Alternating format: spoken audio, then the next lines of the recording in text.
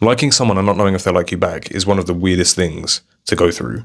Always overanalyzing everything, every conversation, every meetup, every glance, every laugh, every shared experience. It's a really weird situation to navigate. And I've been there. So I want to try and help you navigate this situation for yourself. So I like someone. I like someone a lot, like more than I can even phrase into words. But I went months and months and months seeing this person, never really knew what it meant. Didn't know if they liked me back. There was a lot of shared words that kind of implied more, but in turn didn't mean more. And then there was lots of things we were doing that kind of confused it further. It got really confusing, really, really confusing. And I'm sure you're probably in the same position. You're probably meeting up with this person, probably having deep discussions, probably sharing things perhaps you don't share with other people. Maybe they say things to you that they say they haven't told anyone else, which again is a massive. But regardless of all those things, I think the main thing for you to focus on is the connection, the bond, patterns. So when I started to navigate what it meant and how they were responding to the way that I was behaving, is were they showing up the same way I was? Are they doing more? Are they doing less? Are they showing up equally? And I think when I started to go through that process, I started to realize that maybe it was a little bit off. And it's never going to be the same. Someone's always going to give more than the other.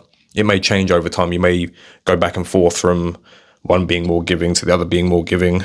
It does change. There's no linear path to how someone shows up. I think if you like someone, and if you really, really like them, when you're with them, try to imply it in some way. If you're scared to say the words outright, if you're worried that you're going to ruin the connection or you're going to move things on too quickly, or they maybe don't like you, but you're fearing rejection, the best thing to do is to kind of just give hints. Maybe not even with words, with actions. The thing is, when two people like each other, they don't really say it at first. Most people anyway. There's a lot of micro actions that kind of imply it over time. And over time, they add more and more. And then eventually it gives you this clear picture. Imagine it as a puzzle piece, right? They've got half the picture there. So the connection you feel is more. And every time they add a piece, so they do something that makes you think it's more, that's them adding a puzzle piece to the puzzle. It made more sense to me. It probably didn't make sense to you, but each time they add a puzzle piece, the picture gets clearer. And the same thing applies in real life. The more things they do, so the more actions or words they share over time that imply more, makes it clearer. So I got to a point where we were doing lots of things, meals out, days out together, shared laughs, meeting family, going out with family and stuff like that. And it got to the point where I started to think, if we were actually in a relationship right now, it wouldn't feel any different. I would feel like I'm actually still dating you. And you might even be in the same position. So it got to a point where I felt love. I was really in love. I was madly in love with this person. And it got to the point where I was like, I need to say something.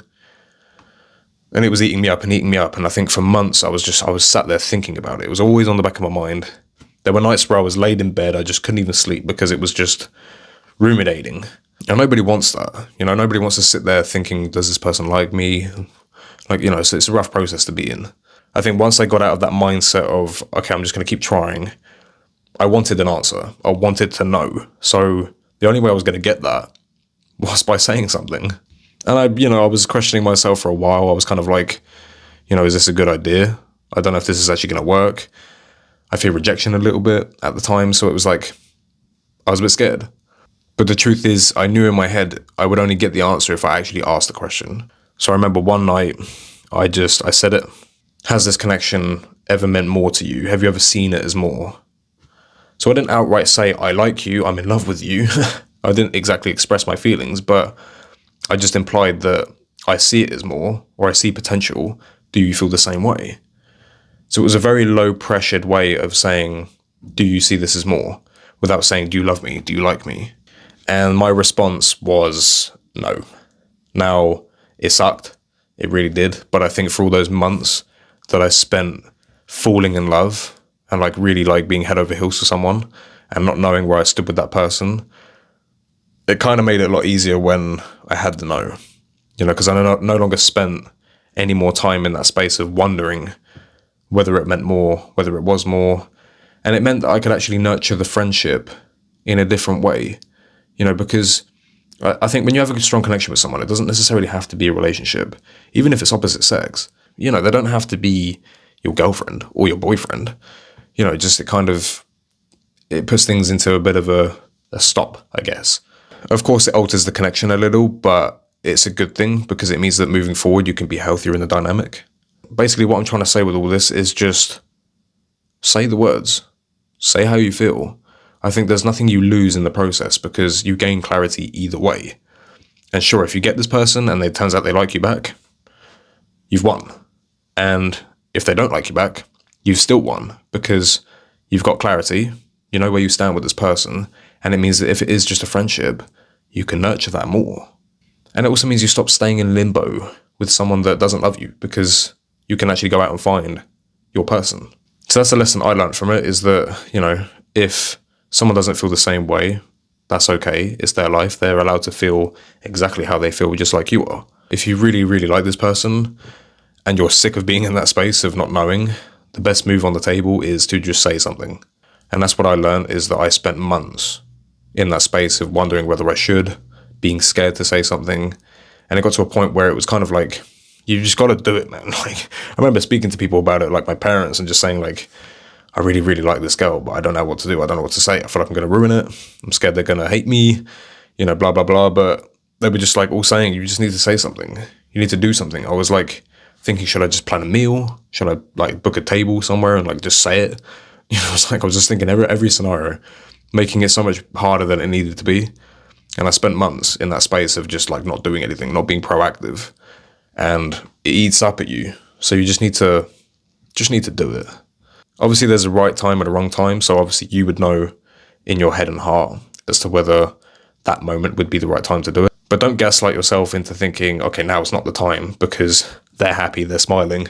In fact, that's probably the best time to do it. Just because you're worried that their mood will change after you say it. Don't worry about those things, because either way, they're going to have to approach the emotions at some point when you say it. But obviously, if they're like stressed, upset or something, like obviously that's not a good time to, approach them with it. But I hope this was helpful in some way. I know it's a weird situation to be in. I never went through it really in the past. I mean, I kind of did, but never really had it like that.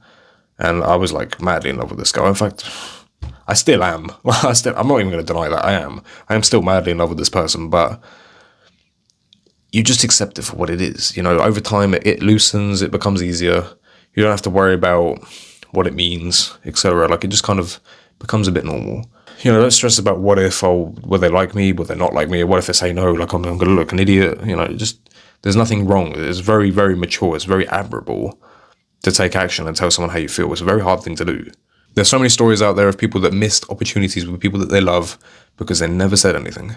There's one quote that someone told me, and it's that if you don't say something and then you have to see this person go off with someone else because you didn't take action, how are you going to feel? And it really put things into perspective. And I was like, you know what, that's deep, but in a good way. Like, I need to actually do something, because yes, it would hurt if I saw them go off with someone else and I loved them so much and I could have said something. So I think, do it. Nothing to lose, everything to gain in both rejection and in acceptance. So I just do it. Trying not to sound like Shia LaBeouf, but just do it.